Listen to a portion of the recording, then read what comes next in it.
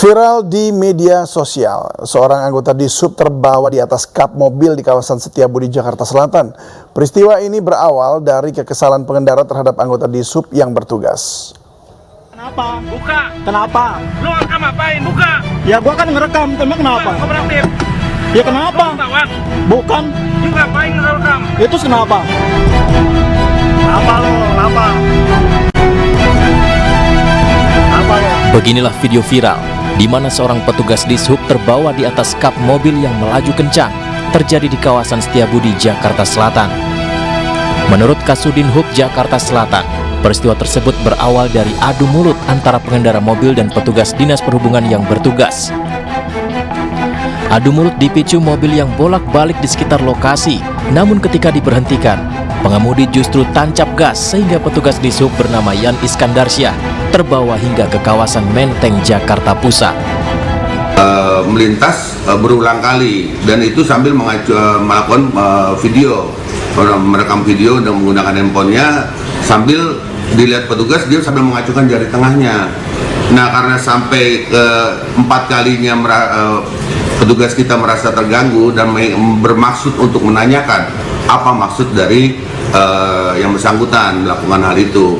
Nah, coba untuk maju kendaraannya, ketika saya dekati, beliau langsung tancap gas, sehingga saya dengan refleks megang wiper, saya loncat ke kendaraan tersebut, saya megang ke mobil Avanza tersebut, dia langsung tancap gas dan membawa kendaraannya itu dengan begitu cepat, lanjut zigzag dia bawa kendaraannya. Kasus ini berakhir damai setelah pemilik mobil bernama Andika meminta maaf. Kedua pihak telah bertemu di gedung Ditlantas Polda Metro Jaya. Dari Jakarta Selatan, Den Helmi, iNews melaporkan. Hujan deras dengan intensitas tinggi yang melanda wilayah Kemang dan Dharma Wangsa, Jakarta Selatan menyebabkan beberapa ruas jalan banjir.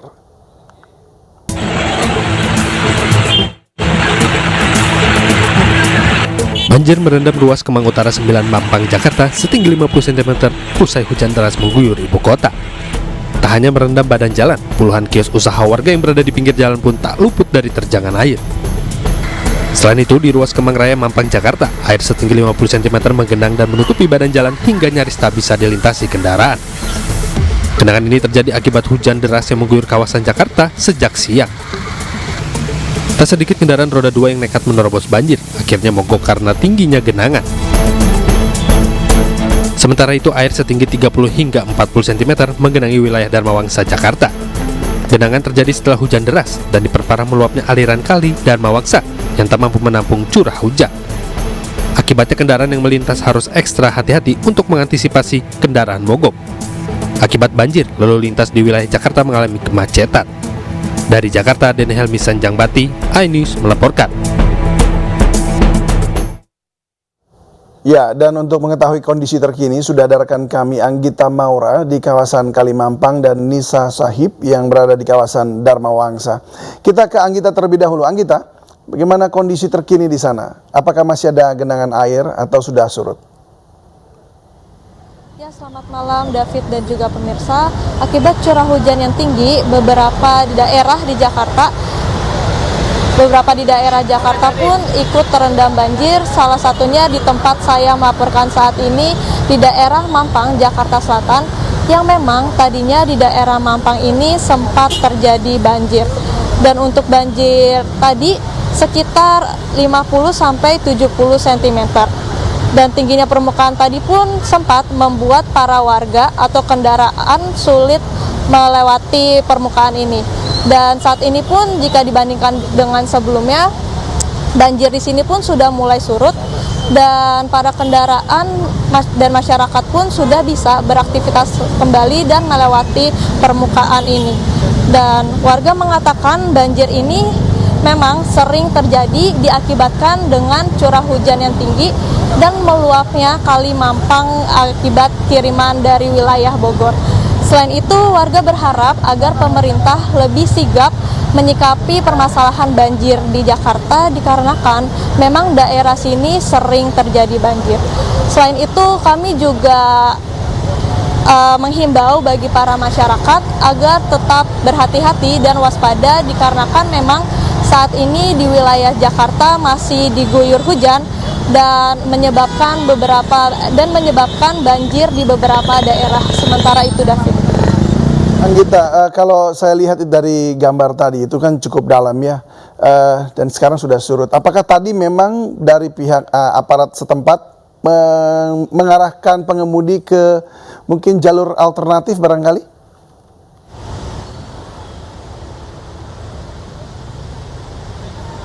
Halo Anggita?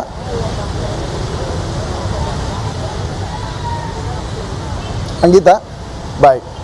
Tampaknya ya sambungan dengan Anggita masih agak terganggu pemirsa. Kita menuju ke Nisa Sahib. Nisa, bagaimana kondisi terkini di kawasan Dharma Wangsa?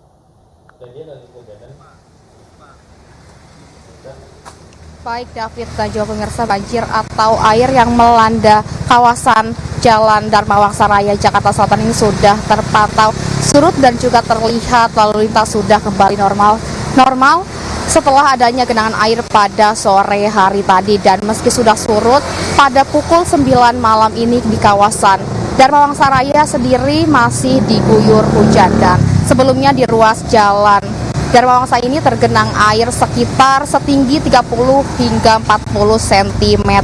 Banjir itu sendiri akibat hujan deras yang mengguyur Jakarta dan diperparah dengan meluapnya kali Dharma Wangsa yang tak mampu menampung curah hujan pada hari ini. Dan akibat banjir tersebut yang melintas harus ekstra hati-hati, dan untuk mengantisipasi kemacetan dan juga kendaraan mogok pada sore hari tadi, petugas sarana dan prasarana umum terpaksa menutup jalan sepanjang area banjir dan menghimbau pengendara untuk tidak melintasi area Dharma Wangsa, dan juga untuk menghimbau mencari jalan alternatif lain. Dan akibat banjir ini tadi sempat ada kemacetan pada sore hari, yaitu di jalan Dharma Wangsa ke arah Fatmawati hingga Prapanca. Sementara itu yang dapat saya laporkan. Ya, Nisa Sahib, mungkin boleh jelaskan jalur alternatif yang tadi dipakai di mana dan kemudian berapa lama tadi air kemudian surut?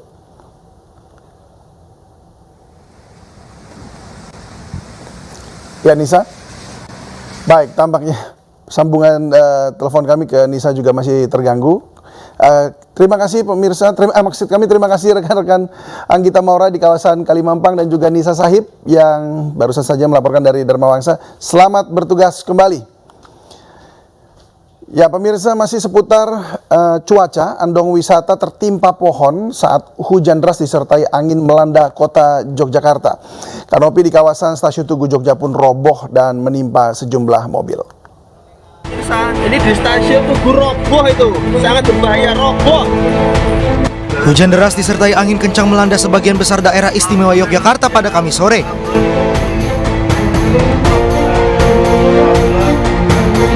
Tampak dari video amatir warga, kanopi di area naik turun penumpang dan calon penumpang di kawasan depan stasiun Tugu Yogyakarta roboh hingga menimpa 5 mobil di bawahnya. Diduga derasnya hujan dan angin kencang ini menyebabkan tiang penyangga kanopi yang terbuat dari pipa besi bengkok hingga patah.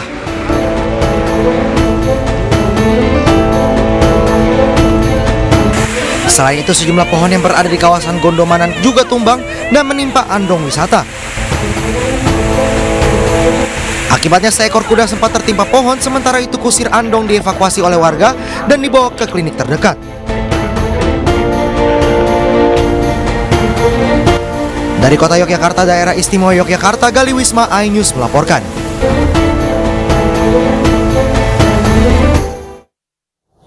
Ya, tingginya curah hujan memicu tanah longsor dan banjir hingga menghancurkan rumah warga di Kerinci, Jambi. Sejumlah ruas jalan pun lumpuh akibat tertimbun material longsor dan terendam banjir.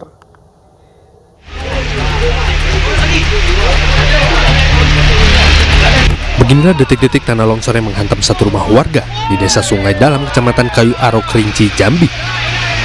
Seketika rumah tersebut hancur dan rata dengan tanah. Tak hanya itu, tingginya curah hujan di Kabupaten Kerinci juga memicu tanah longsor yang menimbun badan jalan nasional di Desa Siulak, Deras. Akibatnya, akses mobilitas warga terputus total karena timbunan material longsor setinggi sekitar 3 meter.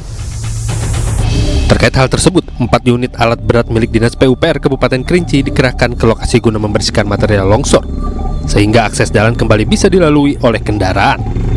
Beberapa titik yang tertutup oleh longsoran sudah kita buka, akses jalan sudah mulai terbuka, rumah-rumah yang terendam, perlahan air sudah mulai surut, pengungsian masyarakat pun sudah kita lokalisir, ada di beberapa lokasi, dapur-dapur umum pun sudah kita sebar, termasuk sekarang pendistribusian logistiknya. Meski demikian, arus lalu lintas masih diberlakukan sistem buka tutup dan petugas disiagakan di lokasi untuk mengatur arus lalu lintas. Berdasarkan data BPBD Kabupaten Kerinci, hingga saat ini terdapat 75 desa yang terdampak banjir dan tersebar di 11 kecamatan di wilayah Kabupaten Kerinci. Dari Kabupaten Kerinci, Jambi, Kapi Organdi iNews melaporkan. Banjir melanda Pelalawan Riau. Akibatnya antrean mobil terjadi hingga 7 km.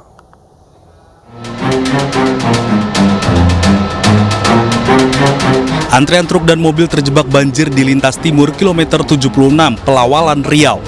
Untuk mengantisipasi lonjakan kendaraan, polisi mengalihkan arus lalu lintas via jalur lintas tengah. Sedangkan bus dan truk yang sudah terjebak di jalan lintas diberlakukan sistem buka tutup.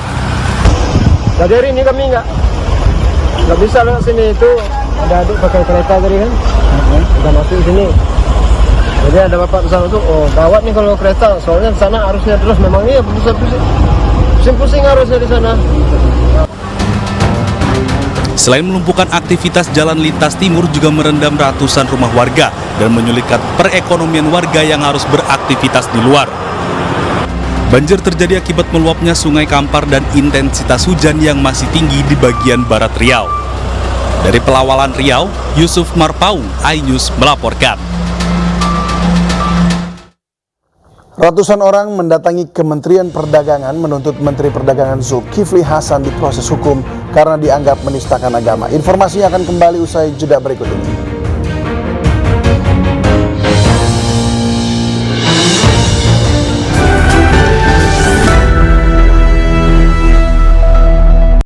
Ratusan orang mendatangi Kementerian Perdagangan menuntut Menteri Perdagangan Zulkifli Hasan diproses hukum karena dianggap menistakan agama.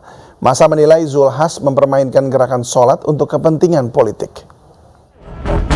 Menteri Perdagangan Zulkifli Hasan. Masa dari Forum Pemuda Islam Indonesia menggelar aksi di kantor Kementerian Perdagangan Jakarta. Mereka menuntut agar Menteri Perdagangan Zulkifli Hasan diproses hukum karena dianggap menistakan agama.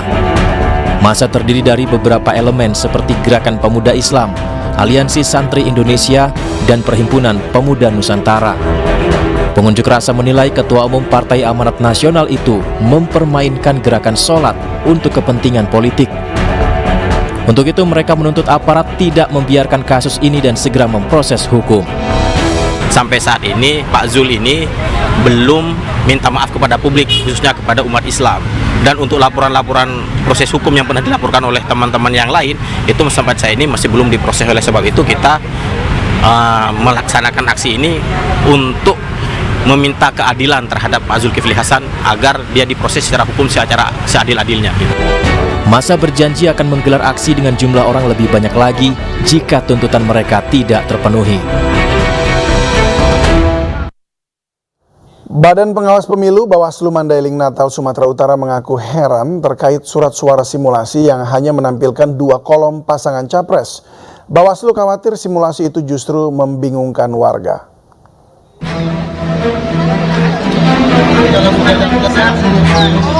Komisioner Bawaslu Mandailing Natal Sumatera Utara turut hadir saat simulasi pemungutan, penghitungan dan rekapitulasi suara yang digelar KPU Mandailing Natal beberapa waktu lalu.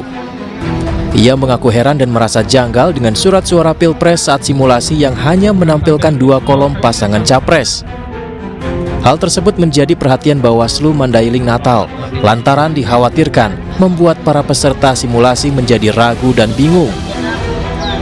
Pasalnya seluruh warga yang akan dilibatkan saat simulasi merupakan warga yang benar-benar akan mengikuti pemilu mendatang dan telah terdaftar di DPT.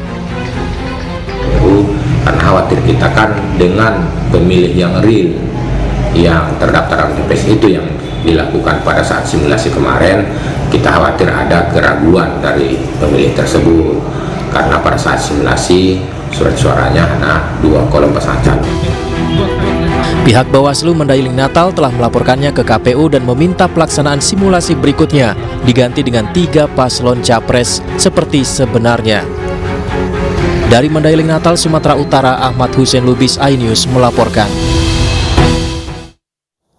Calon Wakil Presiden nomor urut 3 Mahfud MD memprotes simulasi surat suara Pilpres yang hanya memuat 2 nama pasangan calon presiden dan wakil presiden. Mahfud pun mengajukan komplain langsung kepada Ketua KPU Pusat Hashim Asyari.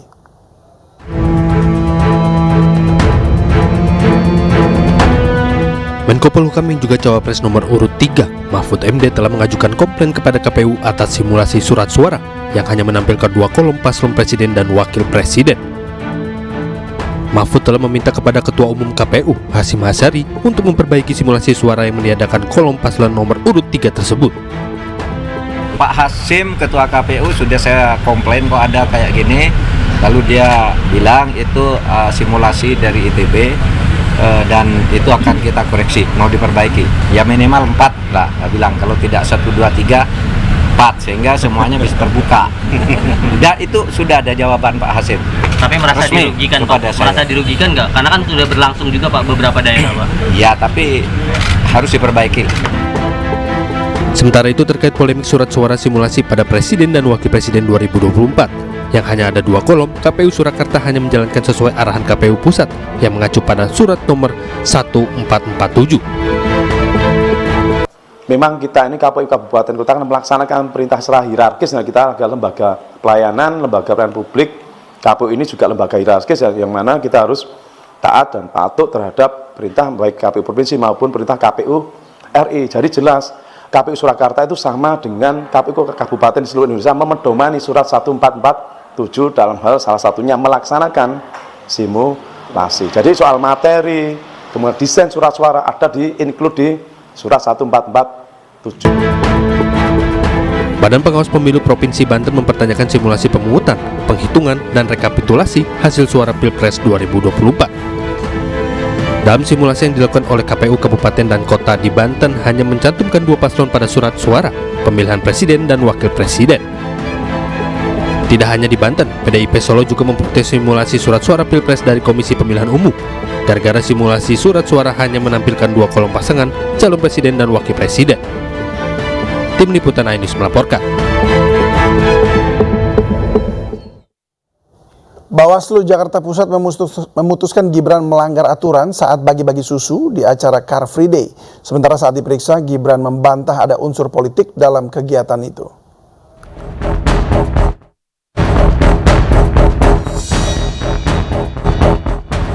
Bawaslu Jakarta Pusat memutuskan perkara cawapres nomor urut 2 Gibran Raka Buming Raka yang membagikan susu di acara Car Free Day sebagai pelanggaran. Meski melanggar, hal itu bukanlah termasuk pelanggaran hukum pemilu.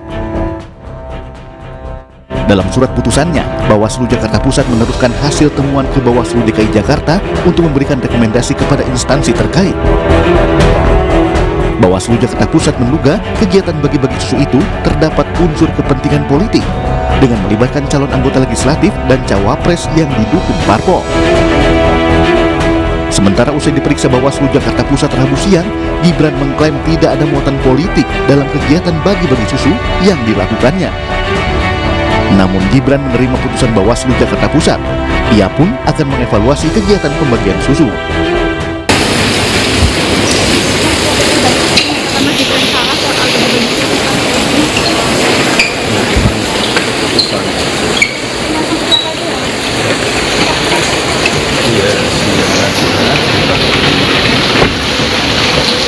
Berarti akan ada evaluasi, Mas?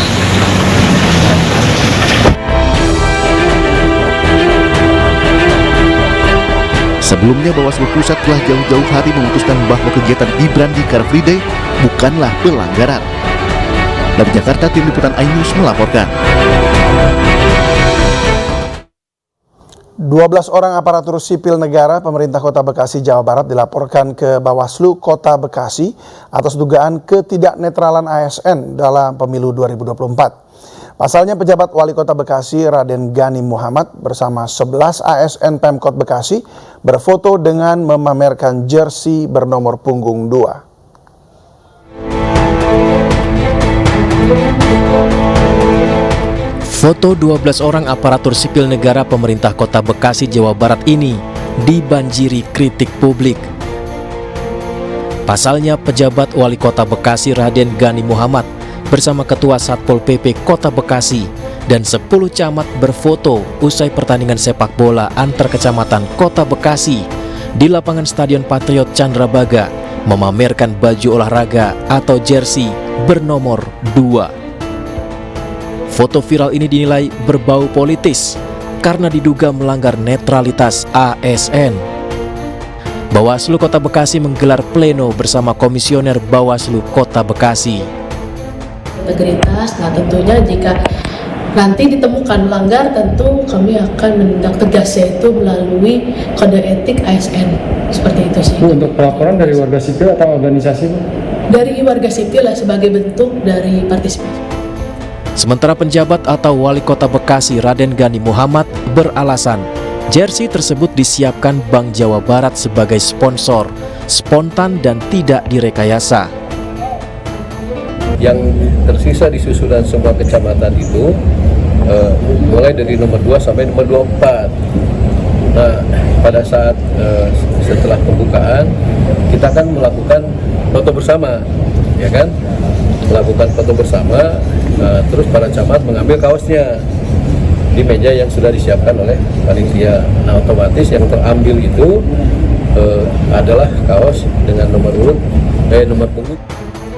Ke-12 ASN Pemkot Bekasi tersebut telah dilaporkan oleh organisasi kepemudaan ke Bawaslu Pemkot Bekasi pada 2 Januari lalu. Dari Bekasi, Jawa Barat, Rahmat Hidayat, iNews melaporkan. Ganjar Pranowo, calon presiden Partai Perindo nomor urut 3 menemui para petani di Kabupaten Blora, Jawa Tengah. Ganjar Pranowo menyerap aspirasi para petani dan menyoroti tingginya harga beras.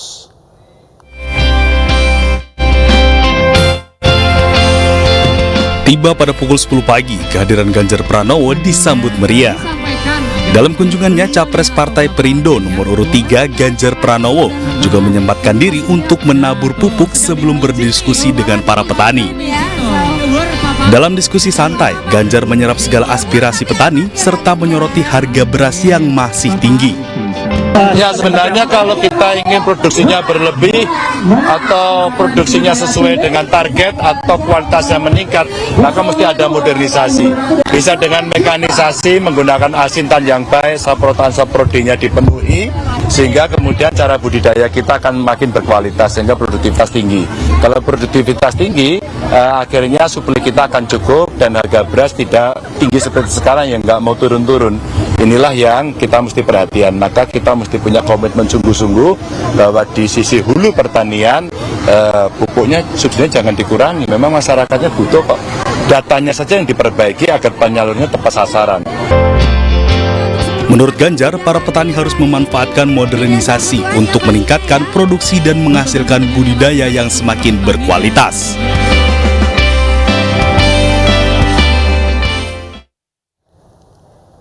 Sementara itu, calon presiden nomor urut 1 Anies Baswedan berkampanye di Ciamis, Jawa Barat. Dalam kampanyenya, Anies nyatakan wujudkan perubahan ekonomi dan reformasi hukum yang lebih baik.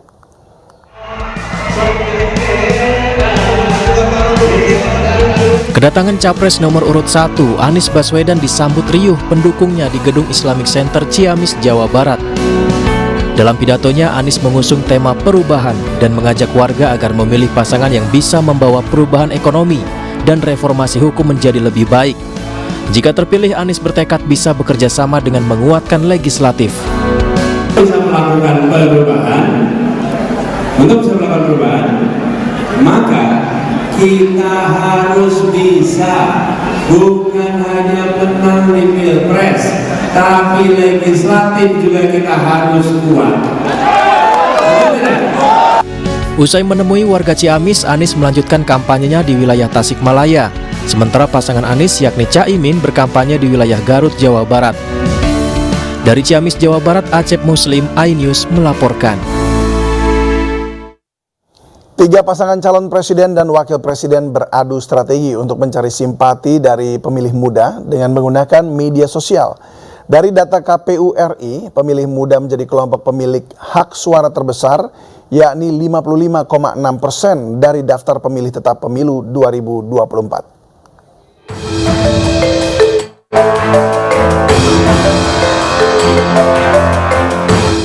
Pemilihan Presiden 2024 semakin dekat. Tiga pasangan calon beradu strategi mendapat simpati dari masyarakat termasuk dari pemilih pemula. Calon Presiden nomor urut 3 Ganjar Pranowo menggunakan media sosial TikTok. Ganjar melakukan siaran langsung sebagai cara berinteraksi dengan anak muda. Waalaikumsalam, kamu di mana Ibnu? Bentar Pak, ini saya mau nyalain kamera saya. Halo Pak. Wah, itu udah nyala. Sehat Ibnu Pak? di mana Ibnu? Hal serupa juga dilakukan calon wakil presiden nomor urut 3 Mahfud MD. Mahfud melakukan siaran langsung TikTok dan membahas klub sepak bola Manchester United. Tanyanya Pak Mahfud, MU kan kemarin kalah lagi. Kasih tips dong ke Ten Hag supaya tahun 2024 bisa masuk Champions League. Yang penting dari semua itu, kemenangan itu diperoleh secara satria. Calon presiden nomor urut 1 Anies Baswedan juga memanfaatkan fitur siaran langsung di TikTok. Mantan Gubernur DKI Jakarta ini berinteraksi dengan Gen Z dan memberikan nasihat seputar persoalan anak-anak muda. Julukan Abah Online pun diberikan ke Anies Baswedan. Sementara itu, sejak awal kampanye, pasangan calon Prabowo Subianto dikenal media sosial melalui joget gemoynya. Gimik ini juga sempat banyak dibicarakan oleh generasi muda.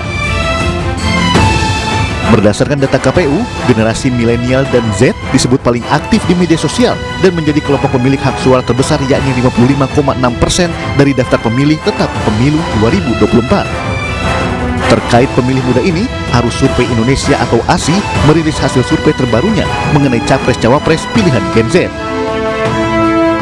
Hasilnya, pasangan Ganjar Pranowo Mahfud MD paling banyak dipilih oleh Gen Z dengan elektabilitas 34,9%. Kemudian disusul pasangan Prabowo Gibran dengan elektabilitas 33,1%. Sementara elektabilitas Anies Mohaimin 26,1%. Tim Liputan iNews melaporkan. Isu pertahanan dan keamanan menjadi perhatian jelang debat ketiga calon presiden Pilpres 2024. Saat menjabat Kementerian Pertahanan, Prabowo disebut kerap memperbaharui alutsista yang menelan anggaran fantastis dari APBN.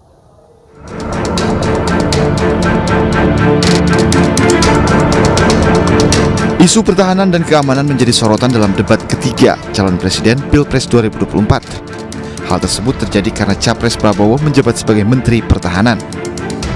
Berdasarkan data Kementerian Keuangan, anggaran Kemhan sejak Prabowo menjabat melonjak 28%.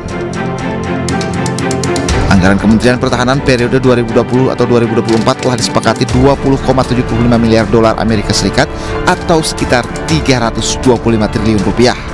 Namun 2020 hingga 2024 naik menjadi 25 miliar dolar atau setara 386 triliun rupiah.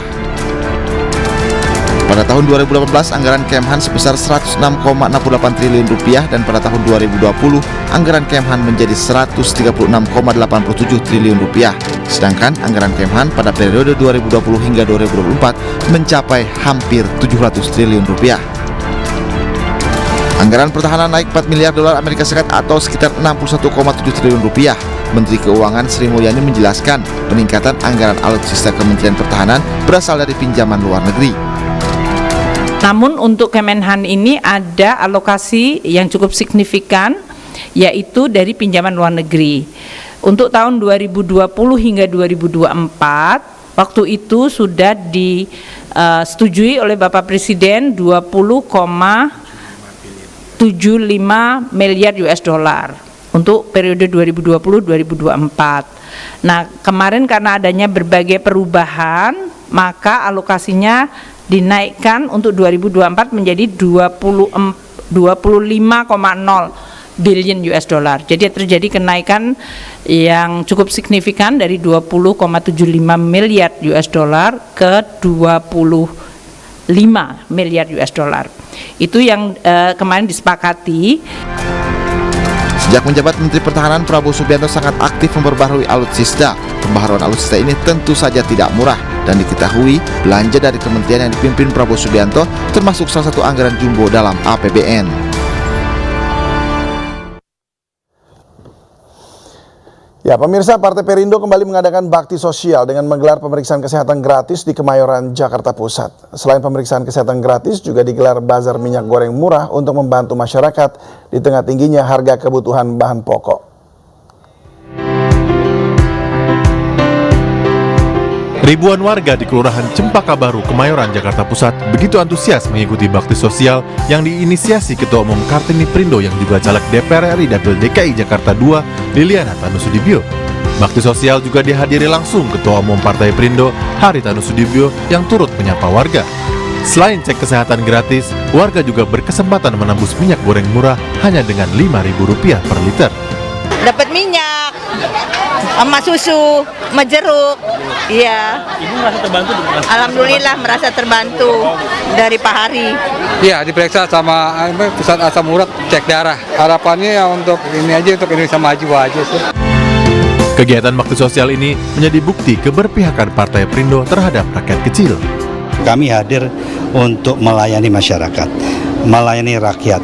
Bagaimana mempercepat pengentasan kesejahteraan daripada rakyat yang perlu dibantu supaya mereka bisa mandiri, mereka bisa produktif. Ya, sesuai dengan tagline-nya untuk Indonesia Sejahtera, kita selalu berkomitmen untuk mensejahterakan masyarakat. Jadi kami ada untuk melayani masyarakat yang ada di sini dan itu komitmen kami selalu memperjuangkan kesejahteraan mereka. Partai Perindo terus turun ke masyarakat untuk mensosialisasikan program Partai Perindo serta menyampaikan visi misi Capres-Cawapres Ganjar Mahfud. Tim Liputan iNews melaporkan.